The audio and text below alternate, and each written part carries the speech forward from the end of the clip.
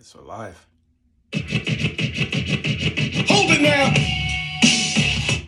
Welcome back to the Justifiable Noise Project. And this is just for YouTube folks.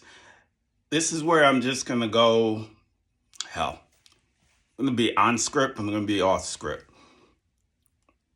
It's a little synopsis. I call it the aftermath. I think the last video, I can't even remember the name of it, but it was just before the elections. This is post-election.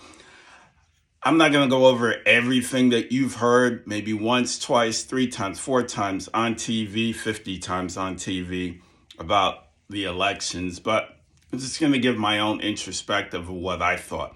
It took me a while. I needed to really just gather my thoughts. Then I got sick, and then gather my thoughts. And really, so I wasn't ranting and raving, post-election, and just using, I guess I should say, over-indexing on what some people would say is just, it's just racism. I'm not saying that it wasn't, but I wanted to look at it from my perspective, from personal and business. Because, I'm a numbers person. I'm always going to look at numbers and say, how the hell did she lose an election? By now we know, yes, the numbers. I've had conversations with people. The first few days, I didn't talk to anybody. Maybe a whole week, really, not really wanting to talk. I may have talked to one of my cohorts because she really wanted to talk about it and why she felt that, the election was lost and who she felt at the time was being left out, and that may be the reason why, Kamala Harris lost the election as far as the presidential election. So it took that into account, and I was just sitting there. I was like, I really don't want to do a podcast or a vlog about it, but I always say, hey, opinion's worth a penny. I'll throw my penny out into the ocean, and maybe some folks will take a look at this and maybe look back and say, hey, yes, this is a reason that she lost. We can point fingers here, there, everywhere, and then we can re-energize and do something next. I always like to say, it's a little hot in the studio.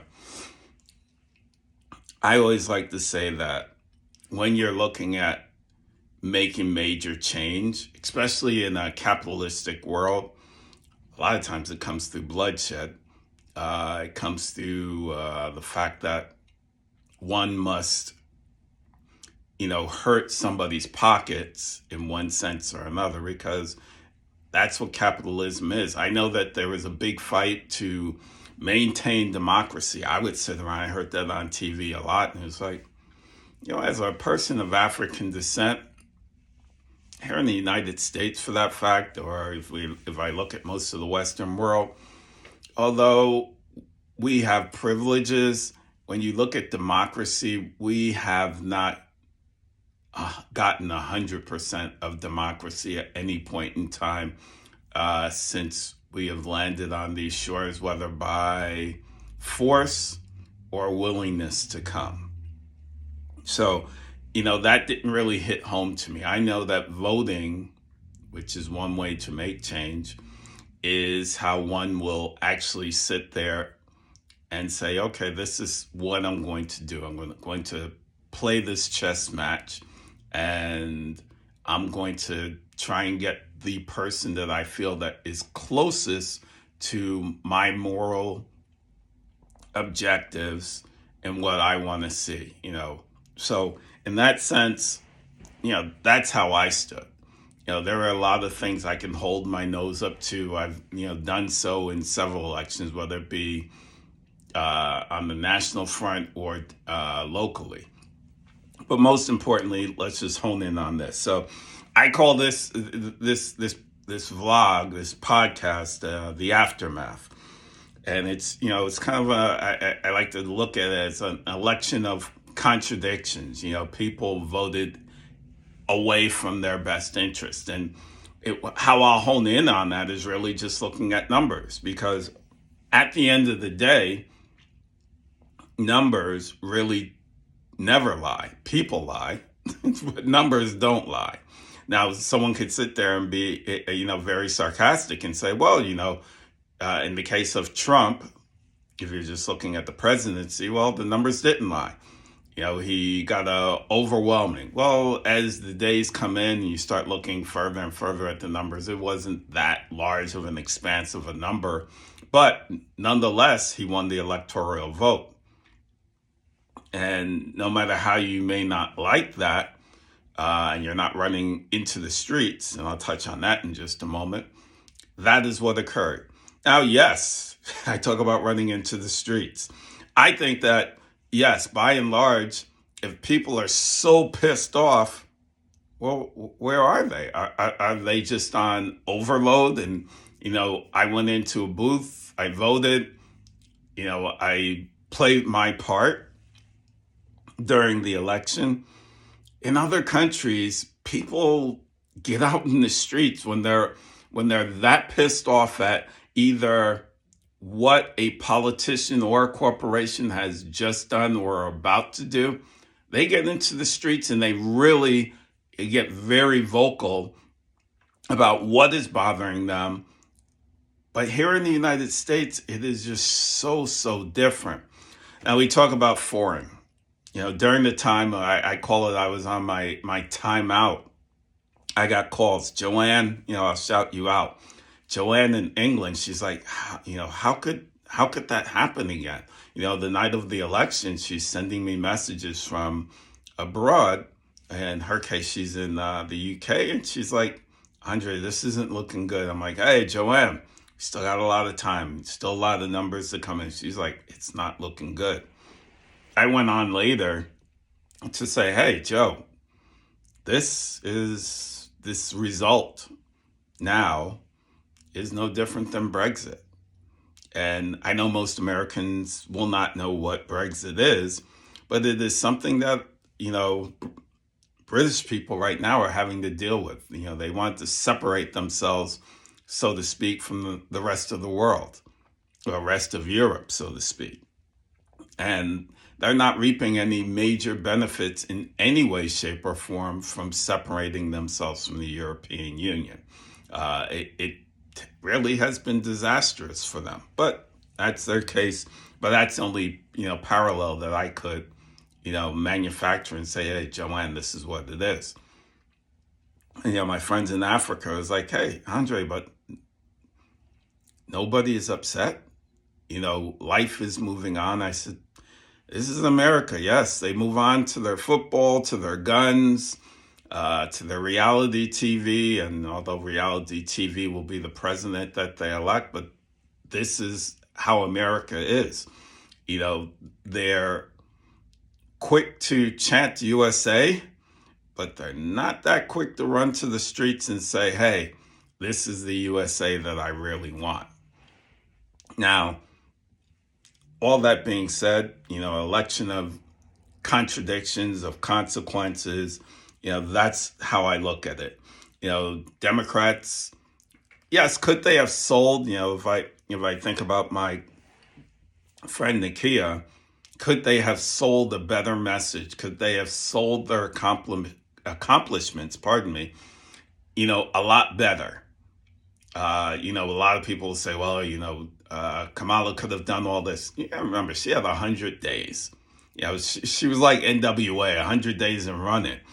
And the unfortunate thing is, she did a lot in a very short period of time. But there was time for nearly about 4 years to continue to sell the economic message. Because supposedly that is what everybody, went to the polls. It was about the money, the purse strings are being pulled by inflation. So that is what everybody was voting for. Now, the weird thing is you keep hearing this word tariffs. Now, it's unfortunate. I like to say there are so many stupid Americans. Tariffs are taxes. Tariffs are taxes. Now, you'll have the president-elect who will say, I'm using it as a strategy. Well, no, you actually put tariffs in place. Well, yes, did Biden keep some of them? Yes, yes, he did. But when you put them in there, they become a tax. They are not hurting the company, they're passing that right on to the people. Now, it's kind of like saying, who's going to pay for the wall? Mexico's going to pay for it. Well, no, they never did and never will. There it is. Never did, never will. You will pay for it. Americans will pay for their consequences, whether it be the tariffs that you're looking at, the loss of rights that you're looking at the breaking down of institutions, whether it be education, social, healthcare benefits. All those little things are things that you have to look at. And I always find it very weird. I throw out the dirty cousins. The dirty cousins are Oklahoma, Alabama, Missouri, South Carolina, Georgia. There's a few others. Because when I look at numbers, and let me just go backwards and say Alabama, Mississippi. How could I forget you? Some of the poorest states in the country are the ones that vote for, legislators that are looking to make things worse for you. Not to make it better, but to make it worse. And when have you seen the light? Are you always saying, well, hey, because it's not Democrats that are always in position or independents. There are times that Republicans are there. When have they made it so much better for you? But that's where it's just a matter of maintaining what we look like and not what we have. And that's where I can throw in my first jab at, white, the white ethno state. I don't want to lose power as a country becomes darker in hue. I assume if there's more of you, then I will lose something. But nobody looks at it from the standpoint that if there are more of me and the things that we have that we look at on the same breath that we all like, it could benefit you. Kind of like the Affordable Care Act, healthcare that you have that, hey, I don't know where that mystical, magical plan of the right has. I've never seen it. I always hear they want to break up Affordable Care Act or Obamacare. But I've never seen the plan, the big plan that they have. But, that be that as it may. 107 days in running is what, Kamala Harris had to change the hearts and minds of the people of America. She was the goal was that she was charged with revitalizing the lackluster Democratic campaign to win not just the presidential, but to marshal in and grab seats in the Senate and the House, all while trying to end what I consider a cult of personality that's forged on the right. And you can see that cult of personality. We talk about social items and you talk about DEI and equality. After the election, look at all of the people that are being suggested as appointees for big seats. People with no experience. Oh, well, Kamala Harris has no experience. This judge that's up for, that's up to for the Supreme Court, she has no experience. This person working in corporate America shouldn't have any opportunity to fill such and such seat because really that's just a DEI hiring. Let's end DEI hiring in this state, in that state, because it's basically just taking away jobs from white people, whereas it's actually giving an opportunity that has never been there to a person that is qualified for that job. But as we look at appointees, there's numerous appointees right now that you're seeing in the up and coming administration of Trump. None of them are qualified. None. But I guess there's called, whether it be nepotism, whether it be, just their own special version, I guess, of DEI. That's what I see. So when you look at their resumes, their CVs, that's what you see. They're unqualified for duty. You look, some of them have criminal backgrounds just like the president. Birds of a feather flock together. If I looked at, let's just say, Kamala Harris and I looked at Trump, you had two resumes, CVs that are there, one that is overwhelmingly qualified, but the hint when people went and pulled the levers or pushed the buttons or filled out the forms for a presidential candidate, they said she wasn't qualified enough. She didn't talk enough to me about how I will benefit. Meanwhile, he gave you no ideas of what. Well, he says, hey, let's go back to where we were before. Great times, and I'm going to touch on those numbers. Oh, and I think I do have a limit of time to speak. So, the media during this time also felt very shunned. Very shunned. And, I just go back to the qualifications and I say, hey, if that was a CEO that was being interviewed, Trump would have never been hired as a CEO of any publicly traded company or independent company just based on his background. But be that as it may, media felt shunned. They were asking who she is. Kamala needs to get out there and reintroduce herself. She had to do a Jay-Z, let me reintroduce myself. My name is Kamala Harris.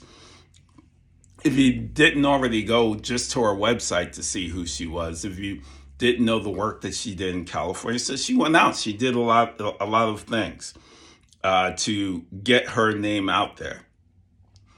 Now, somewhere in there, outside of the media, black men felt shunned, supposedly the media was saying. They weren't going to vote for Kamala Harris. They were going to go to Trump because he was speaking more to them. The lie, once again, when you look at the numbers, you find out, no. Yes, did he start to, did Trump gain more of those voters? We'll talk about it in a second as far as black men. But by and large, you look at those numbers, black women, black men, they still voted in large numbers for Kamala Harris. And shame on the media because, they've done such a terrible job as far as whether it be in any of the debates, whether it was Kamala Harris or if you're looking at Biden, the one debate that he did, in holding Trump accountable, fact checking. I can't, I grew up as a kid. Of course you fact check. Hell, you get your papers done right now in school. Somebody's doing the fact check, whether it be via AI or whether any other programs that they utilize in school. But those major media companies such as CNN, MSNBC, are losing volumes of people as far as, being watched. I have a friend that has a station in the UK. He has nearly about 2 million followers. I forget what he does each video, but I know he does at least per video, sometimes 300,000 if he's doing a live event. Sometimes he has 500,000 people on there. CNN, 580,000. To 600,000, MSNBC 1.2 million. And this is a guy just talking about soccer or football. Fox kills them as far as about 2 million. The aftermath, the election of complexities. The populists were seeking to put in the same people in based on binary choices. And, sometimes I look back at the saying, you write the book that you want to read. And I feel that's something that Tony, the great author, Toni Morrison said. And in this case, that's what America did. They wrote the book that they wanted to see or what they wanted to read. So let's talk about campaign talking points. You have the vote, you have the economy. They talked about crime, whether it be regular crime committed by citizens, if you then threw in the tinge of xenophobia, Africans or people of African descent, Latinos, that was used. I call that the Willie Horton effect. You can look up who Willie Horton is. Republicans use that all the time. Crime, crime, crime. It's the biggest thing in the world. And it's being done by those dark people. But, I always like to say, hey, turn on 2020, turn on Dateline, and see who really commits a lot of crime. Who kills their own family members left and right, their own friends. It's a lot of Caucasian crime. And just remember, Caucasians still are the majority. So when I deconstructed all these talking points on a day-to-day basis, you had 107 days that Kamala Harris had to run. If you look at the vote, she got 48%, Trump took about 50%. If you then look and say some people voted for Jill Stein, 0.5%. Robert Kennedy, 0.5%. Chase Oliver, he's a libertarian, 0.4%, and others 0.3%. So if you then look back and say, as far as electoral votes, the Green Party, Jill Stein, 0. Robert Kennedy, 0. Chase Oliver, 0. And others, 0. So, if you're trying to move a needle, those votes that you made, let's say Jill Stein got about 775,000, Robert Kennedy, 750,000, Chase Oliver, 640,000, other 340,000. You wasted your vote. I don't care how the hell I'm an independent voter, but if I'm going to vote somewhere, I'm going to vote where my vote counts. You wasted your vote. My opinion. Let's do it by race. I know there's a bunch of folks that may listen to this video and like, oh, there he is. He's touching on race. Well, God damn it. It's America. Everything is racial. So let's look at it. If we look at the white vote, 57% went to Trump. They make up 71% of the population. Kamala got 41% of the white vote. All right. So that means that basically, yes, white people chose to vote back in Trump. This election is on you. If I then look at the black vote for Trump, 13%, you make up 11% of the population. Kamala Harris got 85%.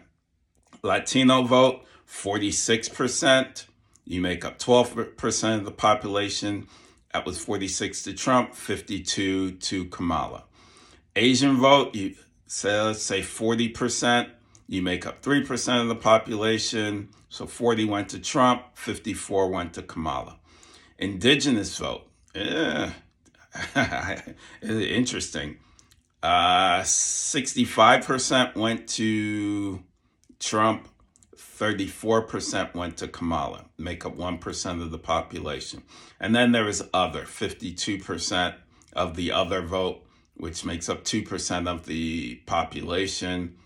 And then 43% of that other vote went to Kamala. If we do it by gender, 60% of white men voted for Trump, 37% for Kamala. So white men were not comfortable with Kamala and her message, but maybe not comfortable in a woman being elected and not being comfortable with a woman of color being elected. White women, you were worried about women's rights, body rights, climbing up the glass ceiling, trying to break through the glass ceiling. You really effed yourselves over. You were 53% went to Trump, same as in 2020, and 45% went to Kamala. How was it in 2020 for the Democrat? 46% went to Biden.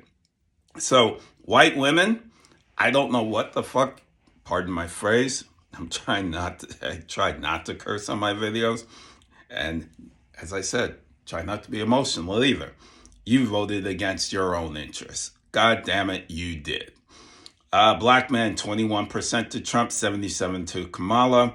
Black women, 7% to Trump, 91% to Kamala. So you got the message. Latino men, 55% to Trump, 43% to Kamala. In California, we have something that's called, my friends had taught me, my Chicano friends taught me, if you're not down for the cause, you're a banana. Basically, a banana is yellow on the outside, white on the inside. Look at that percentage. Latino women, 38% for Trump, 60% for Kamala. Need I say more? I can do it by age, but I'm not going to go through every age bracket. But I can tell you that Gen X, 49 to 50, you went for Trump, 50 to 48 to Kamala. Baby boomers and some Gen X, that's 50 to 64 years old, 56 to Trump, 43 to Kamala. I hope that your Social Security that you're looking for has somebody else's name on it. And 65 and over, it was a split, 50-50 to both candidates. You can look at income, but I'm not going to look at income because I'm trying to save time. So it's the economy stupid? Yes. Or is it really? One could assess that, as of 2023, the Federal Reserve, only 58% of households own stock. So you could look at the stock market being a great thing during that, during each period of time. And if we look from 2017 to 2020, the average return on the S&P 500, that's a benchmark, was 16.8%. For Biden, from 2021 through 2024, when I did this report on 11/18 of this year, S&P's up even further, the average return was 15.1. It is still higher because numbers are still coming out and they're better. Yes, some people will say it's a Trump boost, because if it's a Trump boost, if you're looking at it from a standpoint of the economy, then what you're seeing is really companies doing well because they don't like deregulation. I don't have a lot of time to talk about deregulation, but it is not always good for people. You can look at the cancer that is in our environment. You can look at the recalls that you constantly see. You can look at the mergers and acquisitions that actually create inflation by forming what I would call monopolies. So you can see there's not much of a difference if you're just looking at the S&P 500 during both presidential periods. If we look at petroleum production, because I've had conversations with a buddy and he was like, we're going to pump a lot of oil. I was like, dude, we're pumping tons of oil. During the Trump administration, 500, what was the average?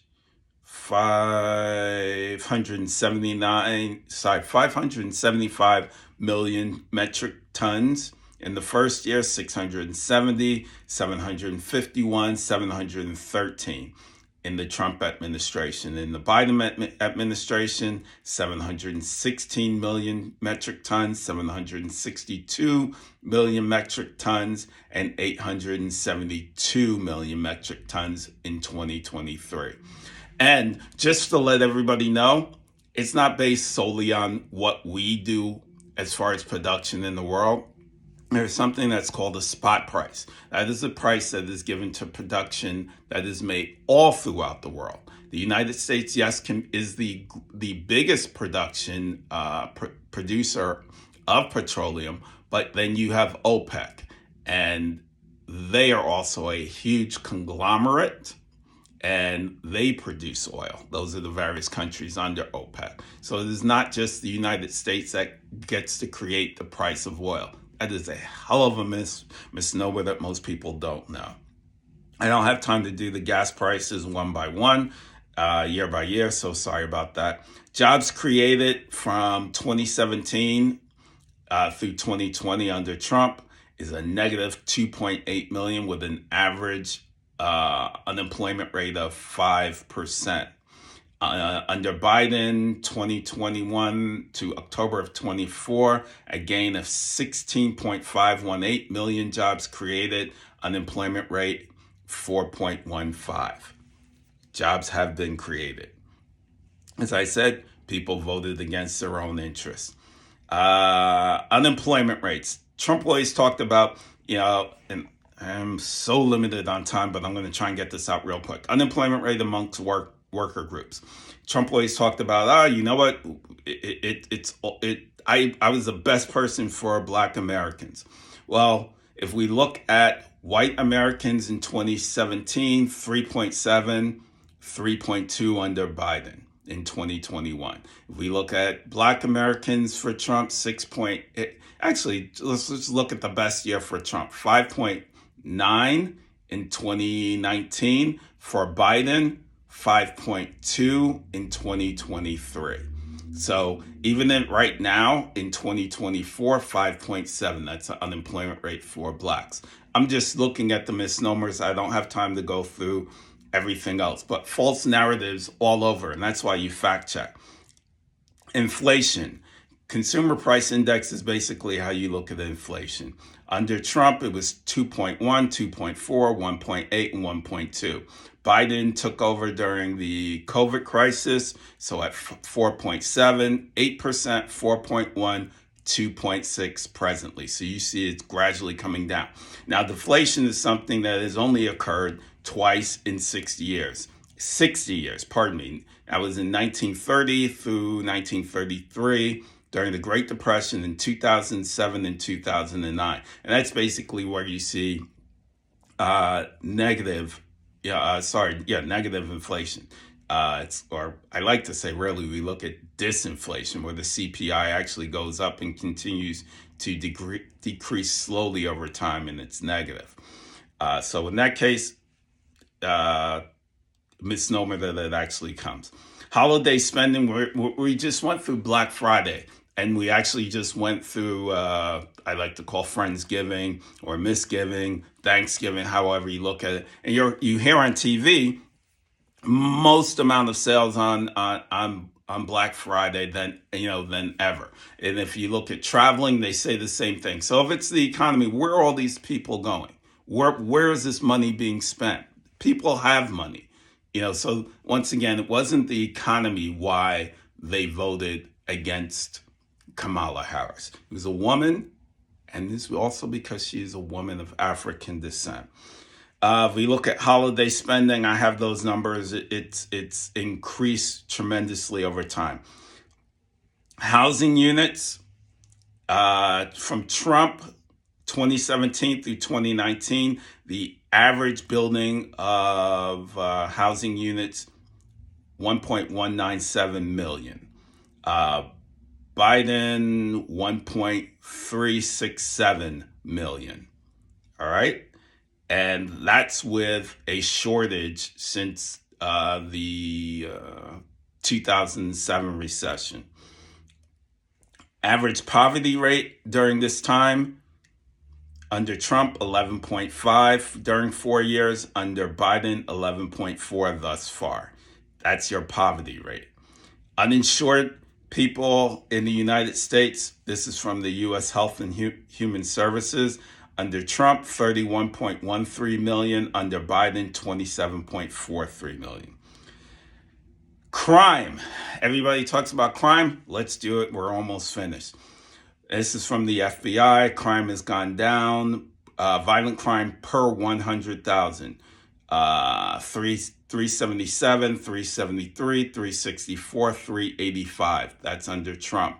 Under Biden, 378, 370, 327 in 2023. 2024 numbers are not out as of yet. If immigration is your biggest bugaboo, well, the USDA says 41% of unauthorized or 500,000 of undocumented people work on farms for Americans on a daily basis. That's 36% of U.S. citizens and 23% are unauthorized immigrants. They make up the immigrants that your people are always talking about.